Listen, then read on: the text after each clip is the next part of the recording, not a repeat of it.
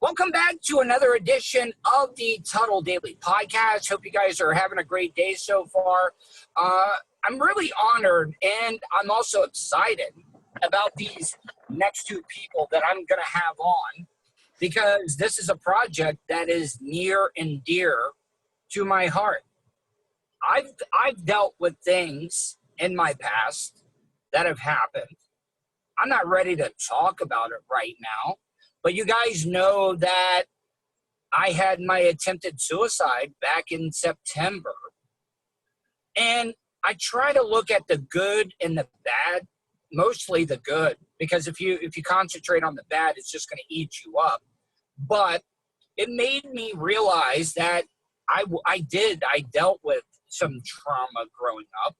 Please, I don't want you guys to think that it's my mom or dad or anybody like that. You got to clarify yourself. But these next two people that I'm going to have on, I got Aaron and I got Naome Bradshaw. Now, I've known Naome for a while. I've always thought she is just this bigger and larger than life personality that I've always known. And you know what? Her husband's actually a really cool guy and a dear friend to me as well too. So I'm glad that I was able to connect with Naome, and I was fortunate enough, because I met Naome, that I was introduced to Aaron Sanders. Aaron, how are you, Aaron? Naome, how are you guys? Great. I'm great. Very excited to be here. Now, this is something I've been curious about. On your social media, you go by J. Aaron Sanders. What does the J stand for? Great question. It stands for Joseph, and my father goes by Joe, so I was always called by my middle name. But when you go by your middle name, every single day of your life, it comes up. So in the end, I decided to put the J out there, so it's J. Aaron Sanders.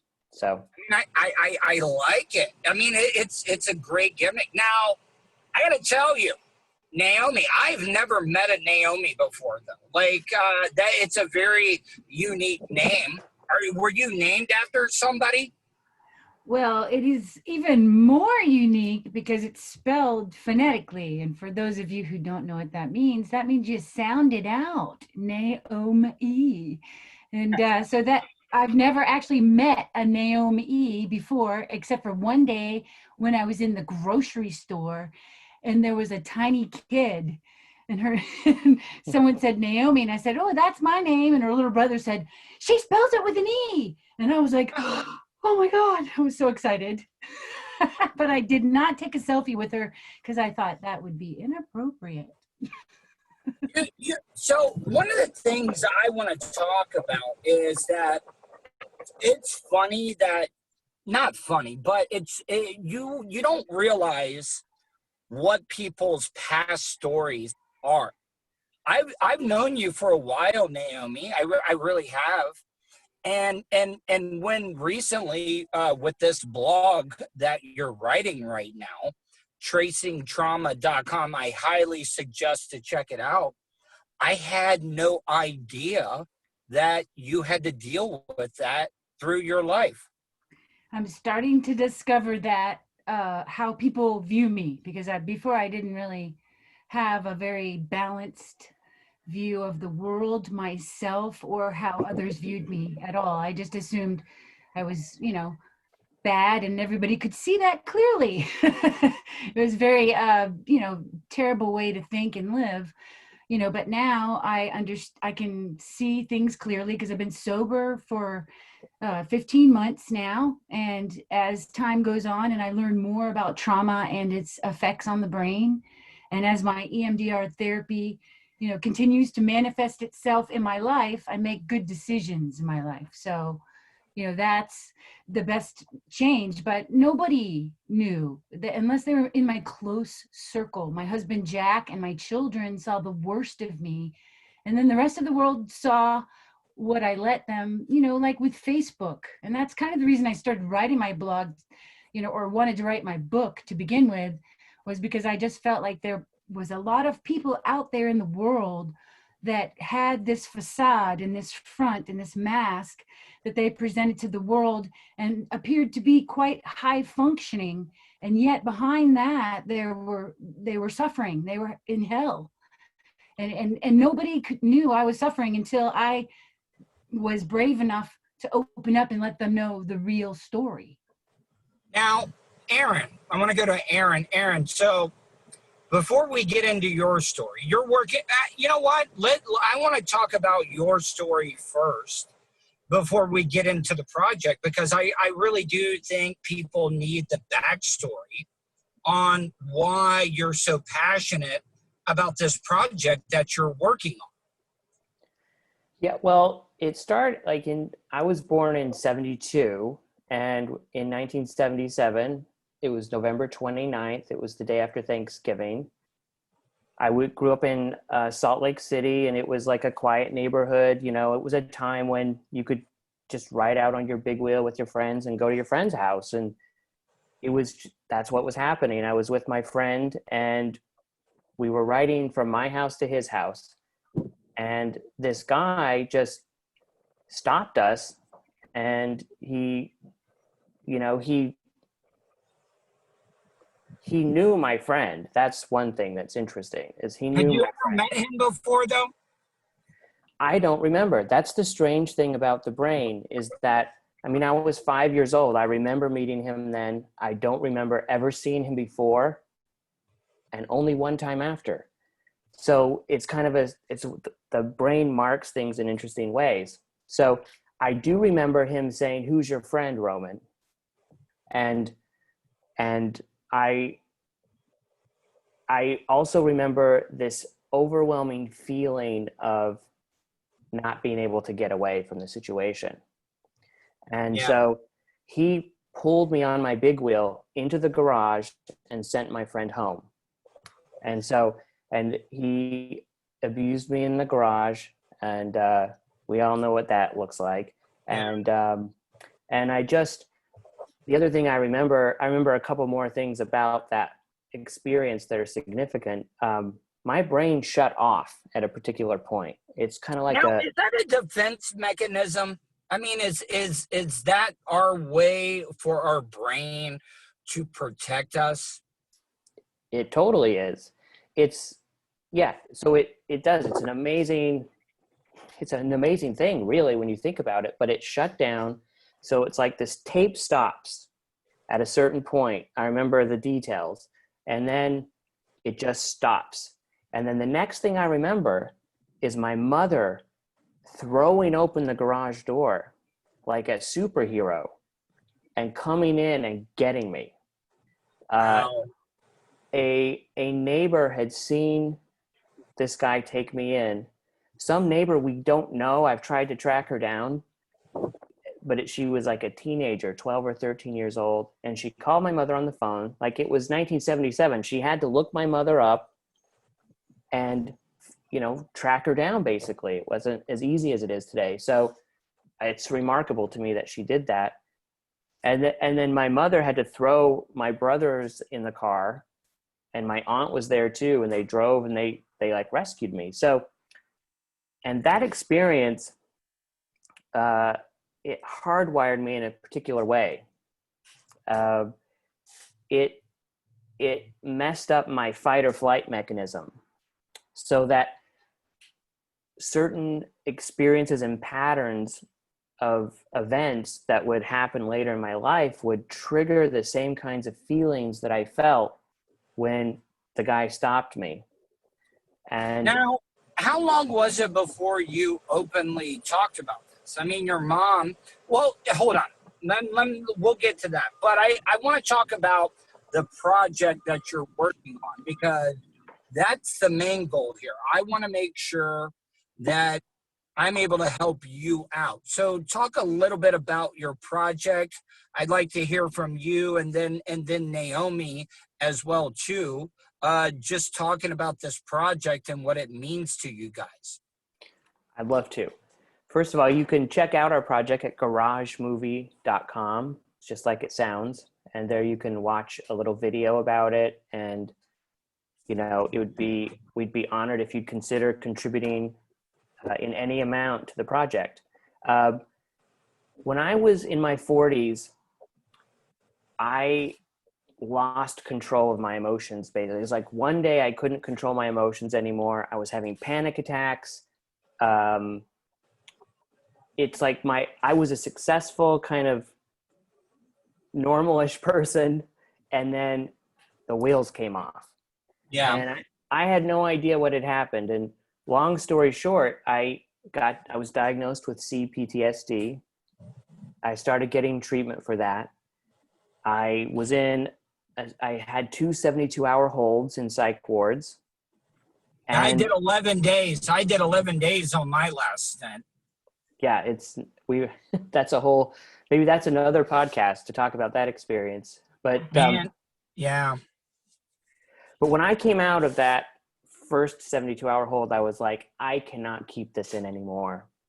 I shouldn't keep it in. I didn't do anything wrong here, and it's ruining my life. So I'm a writer, and I started writing about it. I started this blog, 72hourhold.com. And then I am also a script writer and an aspiring filmmaker. So at a certain point, it just made perfect sense to make a movie about this experience. And I'll just go ahead. Go ahead. I'm sorry. Well, I just wanted to say, like, the image that began the movie was an image of my headlights on the garage where I was abused. And the reason that's such an important image for me is every time I went back to Utah, and every time I still go back to Utah, I drive to the neighborhood, usually when it's dark, so nobody will see me. And I just sit there and stare at the garage and sort of, I just think about like how that thing changed my life so much. Like what an impact this had on me. And yeah. I mean, I can't even imagine. And it takes a lot of bravery to get out there and write something, to like spill your guts the way that you're doing. But I want to go to Naome. Naome, now, can you talk a little bit about how you and Aaron met? How you guys connected and stuff? I know you touched on it briefly, but you've been writing your blog, and you had mentioned this, that you were looking for somebody to help you out with your writing and stuff. Mm-hmm. Is that kind of how you guys met? Yeah, well, I had just recently joined Twitter, because I didn't think anyone really wanted to hear me talk every 3 seconds about what I was thinking, so I had resisted Twitter. And the first week I was on there, William Shatner talked to me. So yeah. I just assumed that everyone in the world would talk to me if I were to send them a message. So I was, scouring the internet after my diagnosis. I also have CPTSD, but I had just found that out about 2.5 years ago. And I was really confused. I didn't really know what it meant. So I was just looking all over the internet trying to find some kind of a lifeline for me to understand what steps to take next to get healed, because my whole life was in shambles. My husband was exasperated. My children were wishing that they could trade me in for another mom. And it was just not good. And I felt like a big piece of crap. So, I found 72-hour hold. Actually, I believe it was through the Mighty. It could have been through that. I have an app on my phone, the Mighty, and it's a source where you can read a lot of inspirational articles about mental health and healing and things of that nature. And so I saw Aaron's post, and it was about, and I can't remember the exact title, but you could probably tell me, Aaron, because I was looking for it today. It was about what it's like to live in a PTSD bubble, or with PTSD, or something like that. So I read it, and as I was reading it, I just realized, oh my God, that's like what I do. It's like suddenly I saw my behavior in the words of someone else. And I can't tell you how powerful that was in that moment, to realize you're not alone. That, because I just had really, as a child, when they're abused, they don't blame the abuser, they blame themselves. So I had this really messed up idea in my head that I was wrong and that I had to find a way to get right, that I was just fundamentally wrong, So when I saw those words, that was just a lightning bolt for me. And so I said, you know what? I need to ask. First of all, I was like, well, first of all, it's a blog, and I was trying to write a book, but I was about 22,000 words in. It was starting to seem like a giant mountain that I could not climb. So seeing a blog in those smaller increments, telling the story in that fashion was really appealing to me, because I thought if I could chunk it down, maybe I could, do the task and not give up, because I do not like to give up. As a matter of fact, I don't do that. So I reached out to Aaron and I just asked, hey, do people read books anymore? And, what about a blog and how can I do this? And I gave him a brief history of me and a couple sentences. And he goes, instead of, I could answer you right now here, but why don't we talk on the phone? Which I thought was incredibly generous and trusting, because I could be a wacko, who knows, So we started the conversation. Now, Aaron, let me ask you this. And now I've noticed this, that people that have been through trauma in the past are more, even though we were violated, people like us were violated and taken advantage of. But why are we so quickly offering help to help people? Why is that? Because you would think that somebody that's been through what people like the three of us have been, why do we do that? I mean, do you have any idea? Well, I'm also in a 12-step recovery program because addiction has been a big part of my life. I think because of the trauma, and I learned in the 12-step world that the best way to stay healthy is to help someone else. And I think I also was taught the same kind of principle growing up. And I also feel like as a writer, I feel like I have the unique ability to share my story uncensored and not be bothered by it. And so I feel like it's one thing I can do. And so I just believe, I call it radical disclosure. I feel like that there's healing in the hard truths of what happened to me.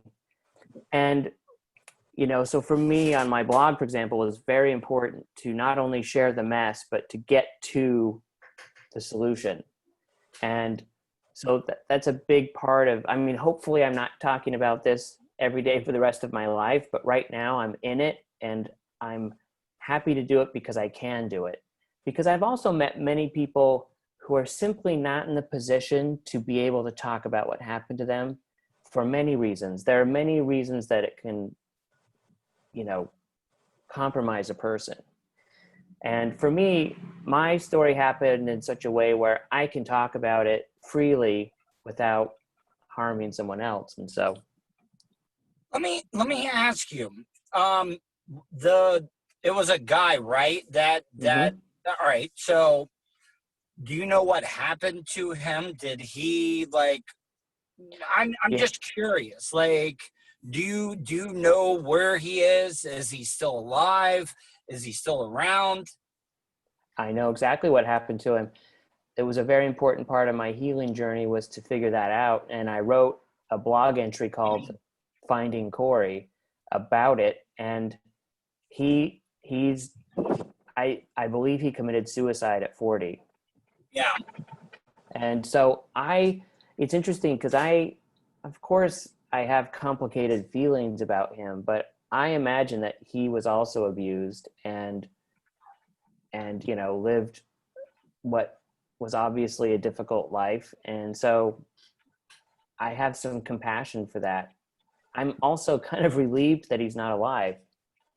Oh, trust me. Oh man. I would feel the same exact way. It's not that we're bad people, but man, you can't blame or judge anybody that would feel that way. Well, I feel that way about some person. Well, I mean, we all do. We all do. But I mean, it's a weird situation because the three of us are good people. I don't think we wish any ill will on anybody.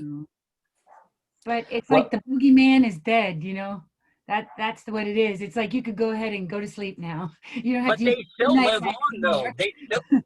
They still live on, though, from the memories and stuff that you have, though. You know, they're never really ever going to be dead.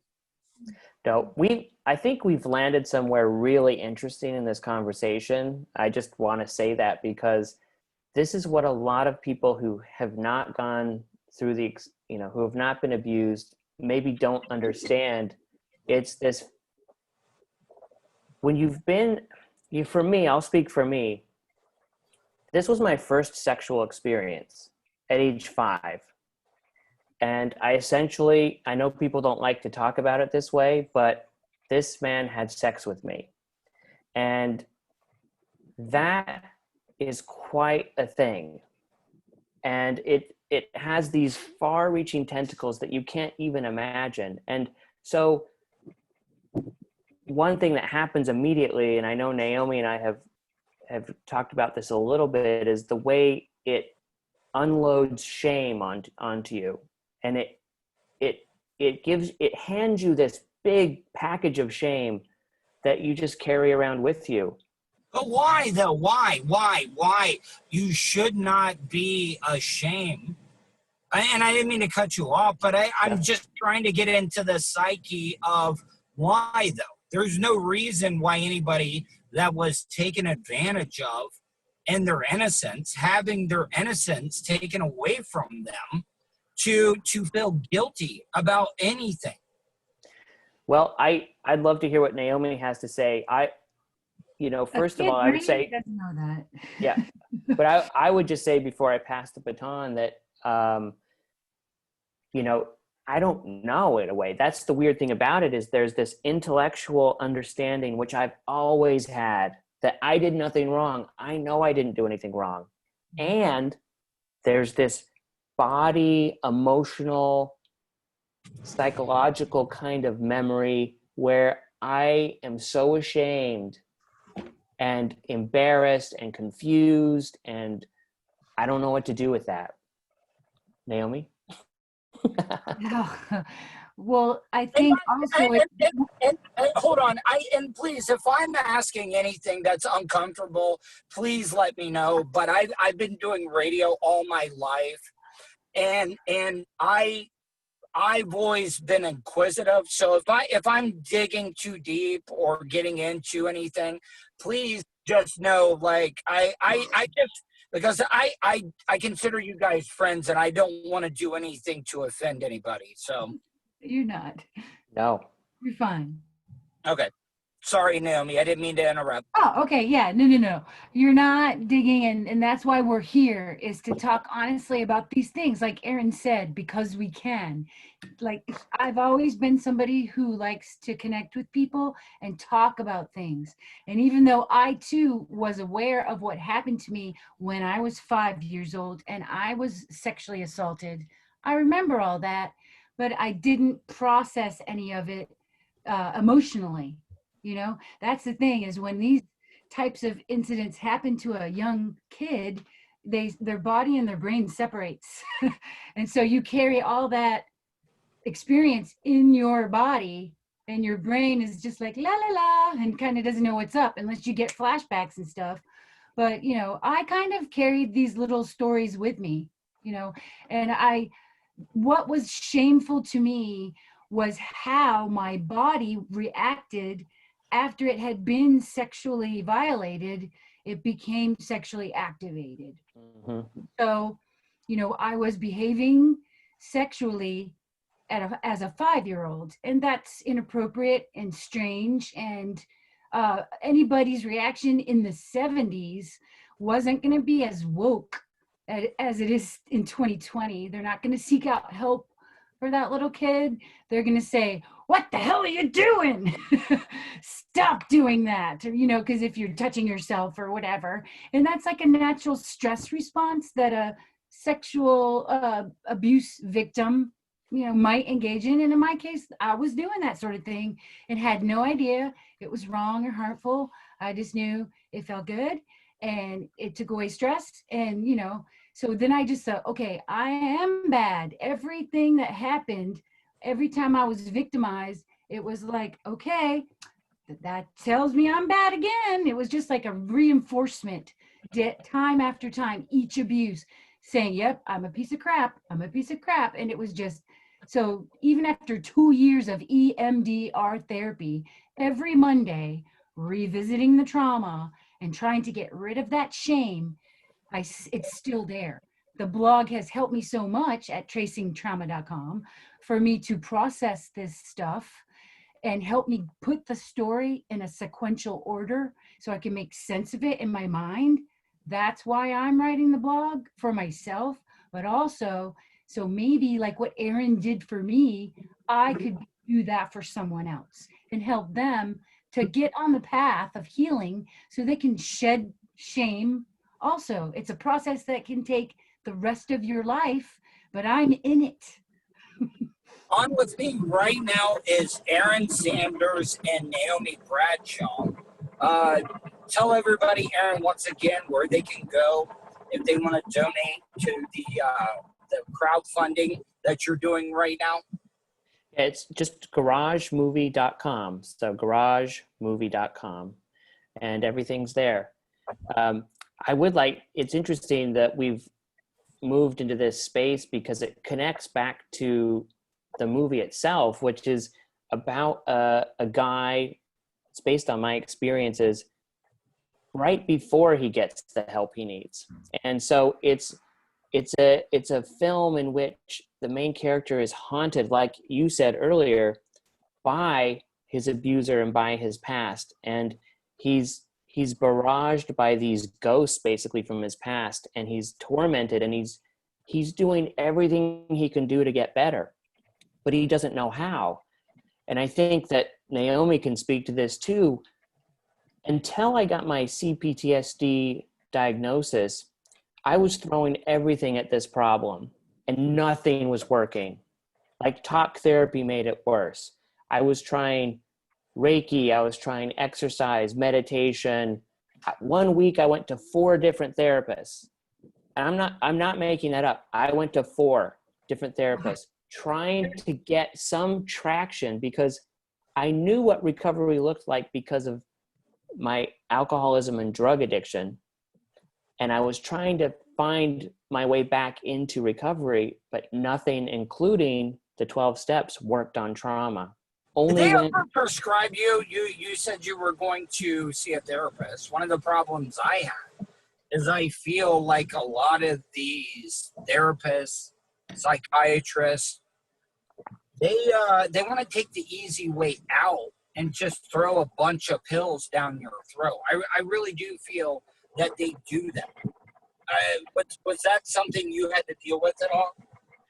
I do have a medicine story. I mean, that's part of my, I would say that the people I was meeting with really wanted to help me. And there was a time when the antidepressant medication I was taking did help, but it had it expired in a weird way, and they kept raising the dosage, and it was at a certain point where the dosage got high enough that it really created almost more problems, and I ended up in the psych ward. So I think that in general, I would say that the way we're understanding trauma now is that we're moving in beyond some some traditional medical practices and finding more efficient ways of dealing with it. But I would just be quick to add, you have to be very careful with medication, both by taking it or deciding not to take it.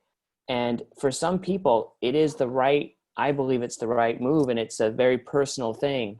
But for me, I eventually worked off of medications, and it's better for me. So. No, it was for me. It was taking hard. Medicine, Tuddle? What's that now? Are you taking medication? Not right now. I'm not. I got off of everything. I was on 3 antidepressants at the time, Uh-huh. and I got off all of them because I was noticing that it completely made me lose interest in the opposite sex. It really did.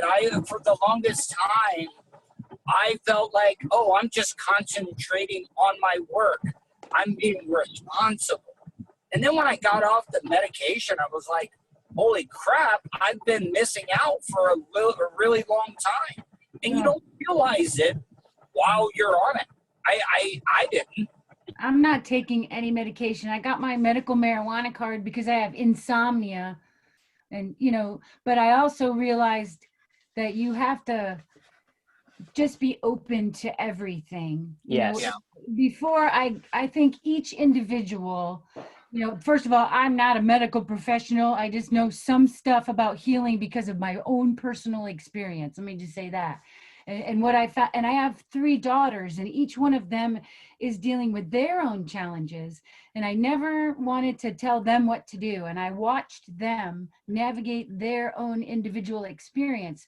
And I can tell you that they were all 3 completely different, and they're seeking it takes a while sometimes to figure out what works for you by trial and error. But for me, what works is regular exercise, a really good diet, making sure that I have a therapist and counseling, someone to talk to, to bounce, all these things off. If I stay inside this head, it's not so good. If just me and by myself in there, no. So yeah, and then also I have the medical marijuana card. I do the oils. I take them at night for sleeping, and also during the day, depending on how freaked out I get. And exercise, I think, is so important, and consistency. And hey, Tuddle, sleep protocol. I know we talked about this before bed. We talked about this last night. That's the problem that I've been having as of late, not being able to sleep, and I don't even know what it is. And the funny thing is it's probably something that has in the background of my mind that I don't even realize that's there, bothering me right now. And it's just so weird. You had a panic attack. Yes, I did. So I think panic attacks are your mind's way of saying, hello, anyone, I'm trying to tell you something, because that's when my whole downward spiral kind of started happening, when I didn't know what was wrong and I was just drinking like crazy, and it started with panic attacks, and then eventually, I realized when I do have that feeling coming on, it'll be when I'm not sleeping right, when I'm burning the candle at both ends, when I haven't, like all the things I mentioned that I put into place to help me, including having a freak out plan in case I freak out and what to do when that happens. I didn't have all those things in place. All I had was fear and the unknown. So that's why garagemovie.com is where you should go right now, because I want this movie to get made so bad, because I just feel like that we have to have a bridge for other trauma survivors to come across. And I think the movie is that bridge, for people to start the conversation about something that most people are afraid to talk about, or it's too awkward. I mean, people just don't talk about things that are difficult sometimes. They need people like me and Aaron to start the conversation, Yeah, Aaron, I gotta ask you about this. So with this pandemic that's going down, I mean, pretty much Hollywood is shut down. Are you worried that this could delay things, or do you have a plan? Because I don't think it would be a big movie where you'd have a lot of people on set and stuff. And I think you could still do this, especially in the times that we're living in.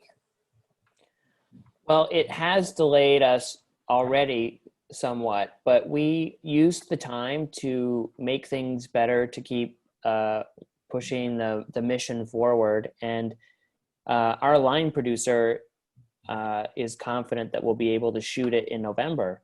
And because it is opening up slowly, and you do have to, there's a whole new set of like COVID restrictions and in fact, they've created a new department on sets for COVID. And so we'll do all of that. And, but no, we're going to be able to do it. And we'll have a pretty small crew, but it's still relatively big, probably 30 people.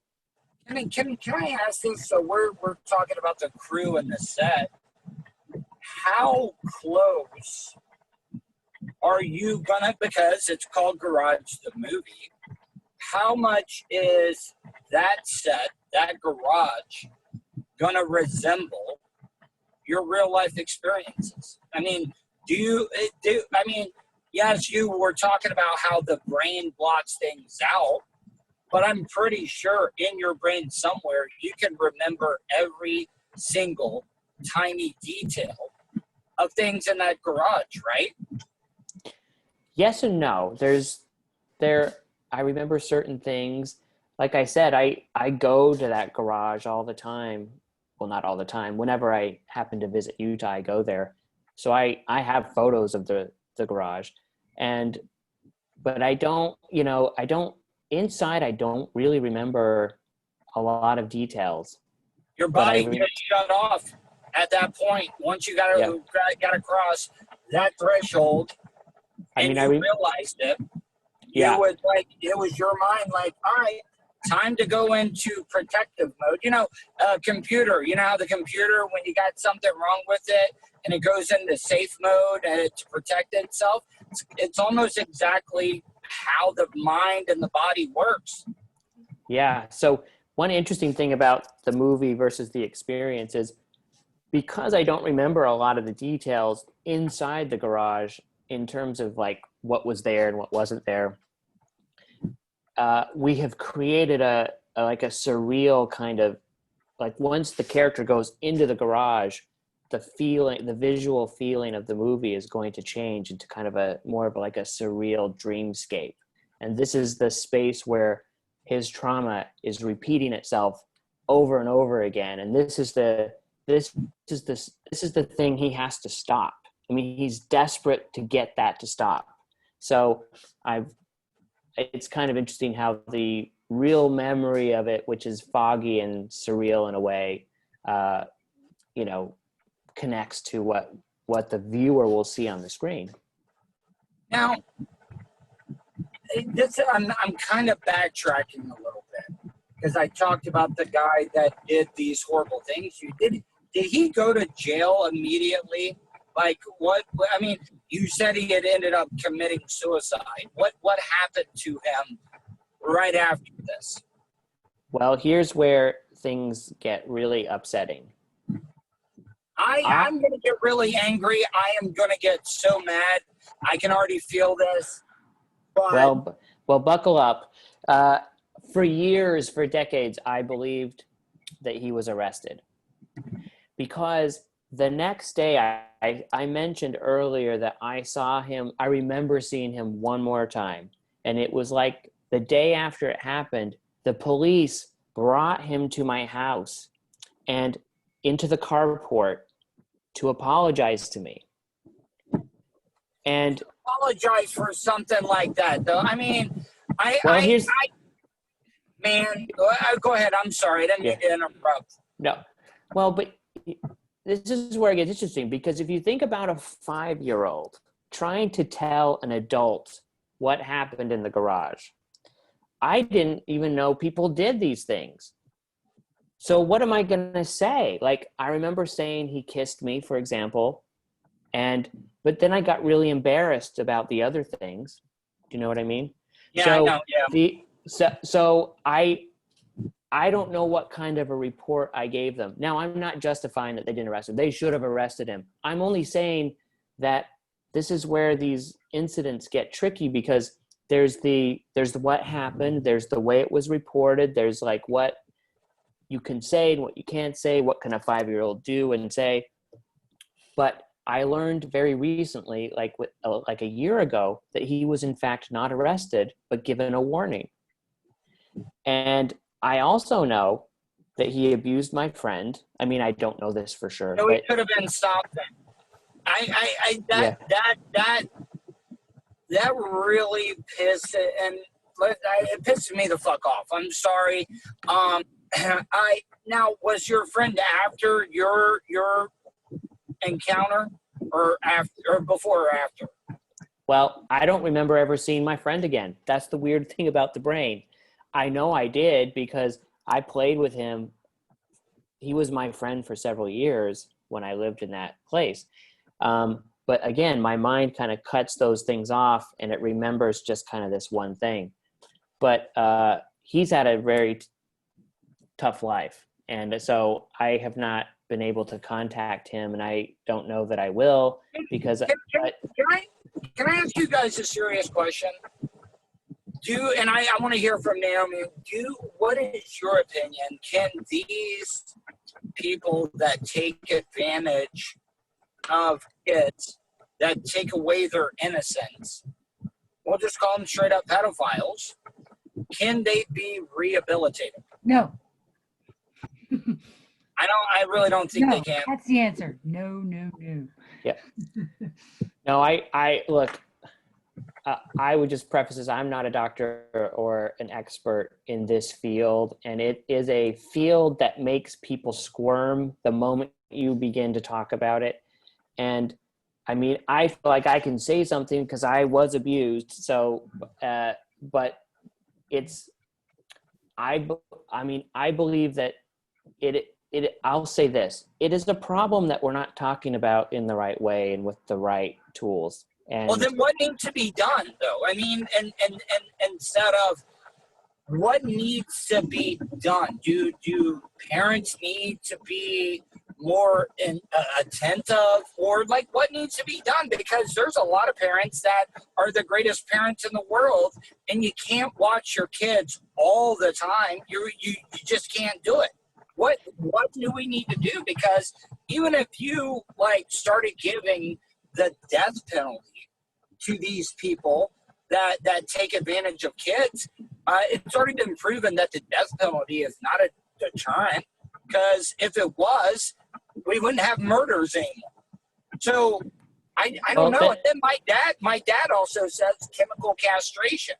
And I told my dad, sometimes it's not about that. It's a mind thing. It's that power and control that they get out of taking away a kid's innocence.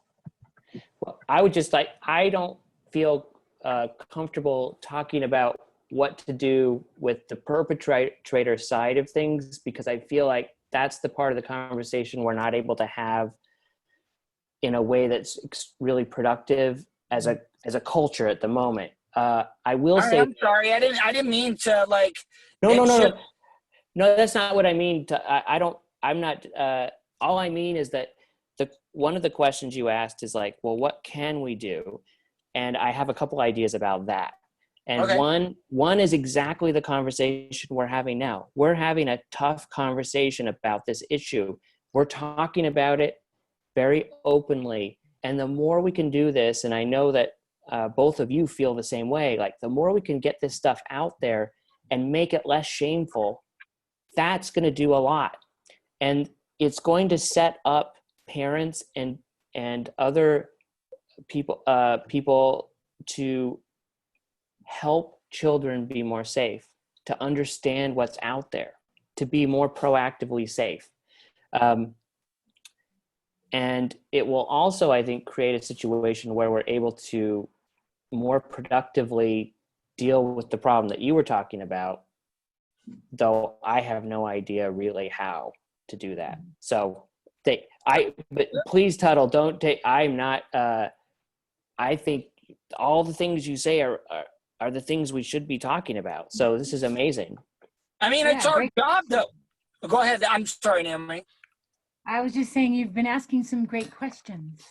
Well, thank you, because I've been thinking about this, and I've always had the mindset that when you're doing this type of stuff, you have to ask the uncomfortable questions, and I'm also afraid that people are going to look at my questions as I'm trying to be titillating or I'm trying to be shocking or anything like that. I'm really not, because I think people don't think about what these kids have gone through. what toll it takes. You take away their innocence, their experiences on how they're supposed to mature as a child into adulthood. And I think one of the main problems that faces kids now is that they're growing up way too fast. I really do, because I mean, I grew up in the 90s. I didn't learn everything the way that I should have, but I can only imagine if I had the internet or all these people or other ways that these predators can take advantage of people. Yeah. Yeah. Naomi, I was like, I think all we can do as far as protecting children, as far as what I can do personally, is continuing to speak. If I, the children in our lives, if we teach them the boundaries of their bodies, and the fact that it belongs to them, and not a lot of that shame about your body is unnecessary, and I think counterintuitive to empowering a child. Letting them know that your body is wonderful, it belongs to you, and other people are not supposed to be touching it. And a lot of this is grooming that happens before these assaults happen, where the person gets the kid's trust and gives them presents, and there's so many different kinds of ways it can happen too. So there's not really any one band-aid or one fix for this kind of a problem, because it's so far reaching and so many different kinds of scenarios. All I know is that talking about it and educating ourselves about healing is so important, and our feelings and experiencing those in a healthy way, that is the key to that. Because when you don't have the feelings inside of you healthy, and in order, and you don't know how to express yourself, then you just have all of that negativity, all of that sadness, all of those terrible things that happen to you inside your own head, just boiling around. It's like a torture chamber in there. But when you can finally get a chance to talk to other survivors and hear your story in their voices, then suddenly all that craziness just pauses, and you're able to start untangling those wires and figure out your healing path. And I'm well on my way, and I'm so dang grateful for that I want to pass the information of healing on to others. And when I heard about Aaron's movie, then that's why I wanted to become involved as associate producer, because I knew that this would be a way to reach the most people and to do the most healing.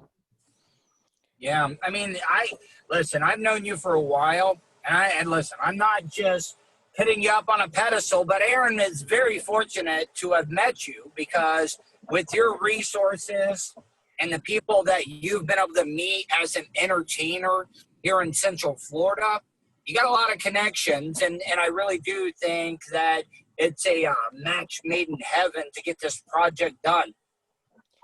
I couldn't agree more. Like, we're so fortunate to have Naomi on our team, and like, we just pinch ourselves every day. Like, she's a superstar, and she's brings such a great energy and a passion for this topic. And it's very meaningful to me that the way we met, because when I started writing my blog, I didn't know if anyone was ever going to read it. I started writing it because I was writing for my life, because I also have a suicide attempt. And I was like, this shit is going to kill me if I don't do something. And so I was writing for my life. Eventually it grew into more than that. People started reaching out and telling, Linda does the blog with me. Linda is my very supportive fiance who saved my life, got me help, and has just been incredible. And she's also the producer on Garage. But we had people writing to us, thousands of people telling us their stories that they couldn't tell someone else. And then when Naomi reached out to us and we made this connection, it was just so meaningful to then work together on the film because of the way we met. So, And I don't want to take up too much more of your time, but I want to have you on again before you at the end of the month to do another big push for the movie. I want to see you guys reach your goals so badly. But you grew up in Utah, and this was just a question that I had. Were you involved in the Mormon religion? Like everybody says, Utah is there, and the reason I ask that is the thing that makes me the upset the most is how a lot of these people use religion to hide behind to take advantage of kids. I was raised Mormon. I'm no longer a Mormon, but my family is Mormon, and being Mormon had nothing to do with this. I understand that, but it was a leading into how the Catholic Church it does what they do and how they're able to get away with it, and it just makes me really angry. Maybe I'm a different type of person where I want to see these motherfuckers pay for their grievances. Now, is that wrong? Like, is that wrong? Is that unhealthy for me, though? Oh, I wouldn't presume to tell you how to feel about this because it is such this has had more impact on my life, my experience than anything that's ever happened to me. So but I would just say that, yeah, there is a real tradition of powerful organizations like religion, using that power to, hide information and abuse people. Yeah, all that's true. I was just saying that in my experience, that it had nothing to do with it. But Kim, all right, now I'm just forewarning, this is gonna be an uncomfortable question. Do you think that your family being involved in the Mormon church, maybe they didn't want what happened to you out there because they were like, that's going to make the family look bad or whatever? Because you said you didn't know if he had went to jail or not. Well, it's a fair question, but it's just not true in my case. My parents have, you have to keep in mind, it was 1977 when it happened, and we just didn't know what we knew now, but they did everything they could to help me heal. And even until this very day, while it's very difficult for my mother, for example, to revisit this issue, she has been nothing but supportive of my healing journey. And they're an amazing voice for me and what happened. So it's just, my experience was different. Now, I have friends who have that religious experience, whether it's with Catholics or other religions, including some Mormons too. So what you're talking about is a real problem. It's just not my experience. I apologize. I really do. I just want to touch all bases because there's a lot of angles. This is a very complicated situation for many people. Not only the victim, but their spouses, their loved ones, their mother, their fathers. And it was just a question, and I hope I didn't cross any lines. No, I think the questions are fair, and I'm just Naome and I have talked about, as advocates for this, all we can do is share our experience. And so that's just my experience.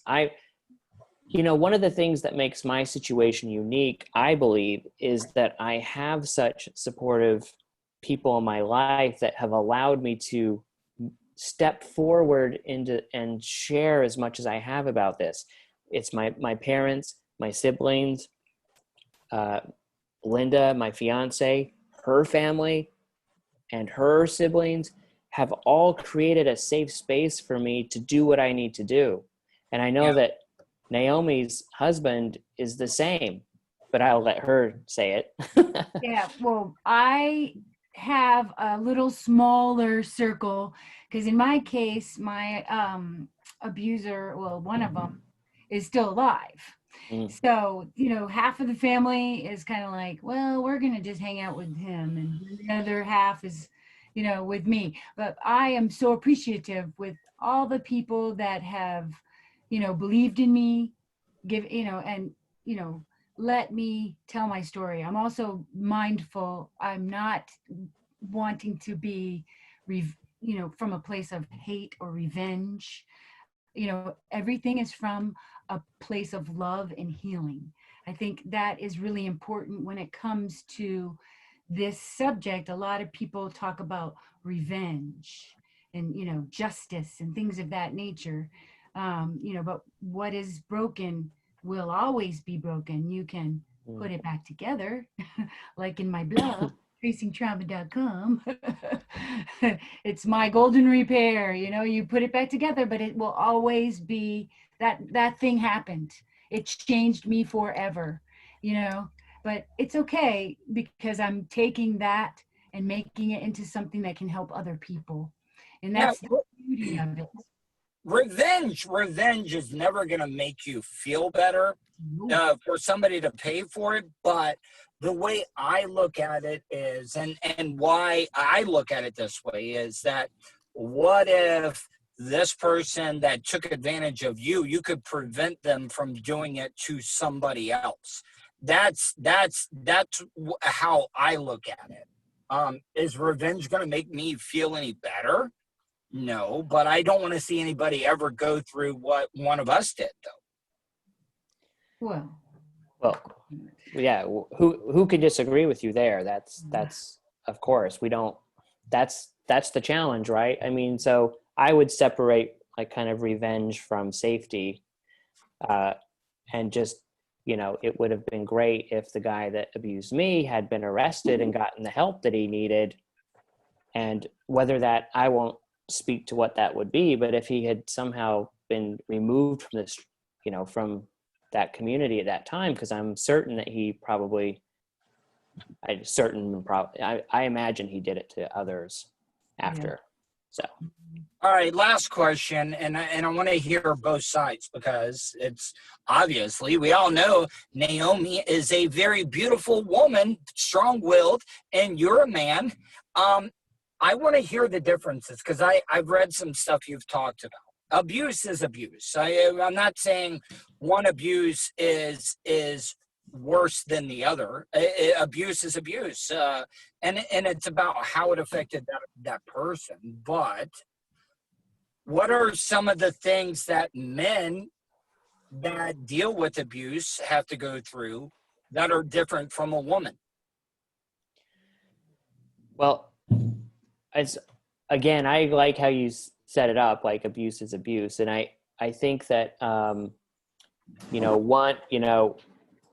one person doesn't have like a heavier load than another when it comes to this issue necessarily, but there can be some unique challenges. And I think for men, codes of masculinity, the way we're taught to be men,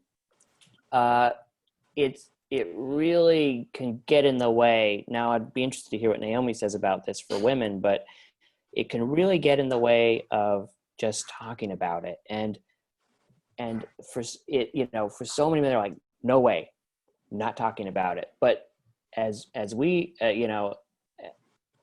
for me anyway, that was going to lead to death. Aaron, and I don't mean to cut you off, but and this is once again, I like you and I don't want to offend anything, but did it ever make you confused with your experience about your sexuality or what you were into, if that makes sense? And I apologize because I can see where that would mess up a young boy about not knowing what you're into. Are you heterosexual or other? It does. And every male survivor I've talked to talks about a time in their life where they're wondering, like, how did the abuse, did it have an effect on my preferences? And I've heard it from gay men, straight men, bi men, you know, everyone I've ever talked to wonders if their sexuality was impacted by the abuse. And so it's part of the experience of healing to you know, confront, you know, issues of identity and sexual preference and all of those things. Now, there's also wrapped up into that, you know, hypersexuality, and then, like, I can't remember what the opposite is, but where some people respond by just being so sexual, it's like a problem for them. And then some people are not able to be sexual at all. And so there's all of this stuff that is wrapped up into it. So I did have a period when I was in college where I was very confused about it, but luckily, I mean, I feel like very comfortable now with it. Okay, I know that was a tough question. I'm sorry, but like I said, these things are things that need to be thrown out on the table for everybody to see. I really do. That was a good question. Yeah. It's a very good question. It comes up in, like, my male survivors group all the time. Like, it's one of the central parts of the experience. It's like these questions. So go ahead, Naomi. Yeah, I want to hear from the female side. Like I said, because it's two separate, not different experiences, but men and women deal with it different ways. Right. Well, in my experience, my case of abuse is a little different in that my sexual assault when I was 5 was kind of like, if that would have been the end of it, then I wouldn't have all of the problems that I do, because a lot of my problems stem from the ongoing abuse of emotional nature, of physical nature, and of abandonment that occurred at the hands of my father and stepmother. And so that's, as you go through the blog, it'll be coming out little by little. And yeah, I'm kind of learning about some of the stuff myself as I go. But that being said, the sexual assault itself affected me as a female in that trust issues. I have a lot of trust issues with females, because I tried to tell some females and they failed to help me. I tried to tell my mother, she did not help me. So I have a lot of trust issues with females as a result. And of course with men, because I was sexualized so early, my whole idea of what a woman is was impacted by that. And I had this idea that I had to be over sexual. I had to push my bosoms up to my nose, and I had to be, you know, very in your face sexual.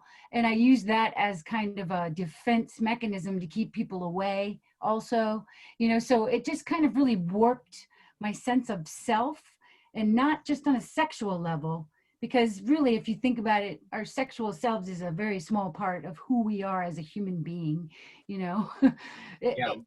I think so anyway, you know, it's there and it's part of us, but I mean, it's just one of the colors of the rainbow, you know. So it's just the trust, to me, the most earth-shaking aspect of the sexual assault. It just, when you always think the world and the earth is going to be under your feet, you know, that's why earthquakes are so frightening to me.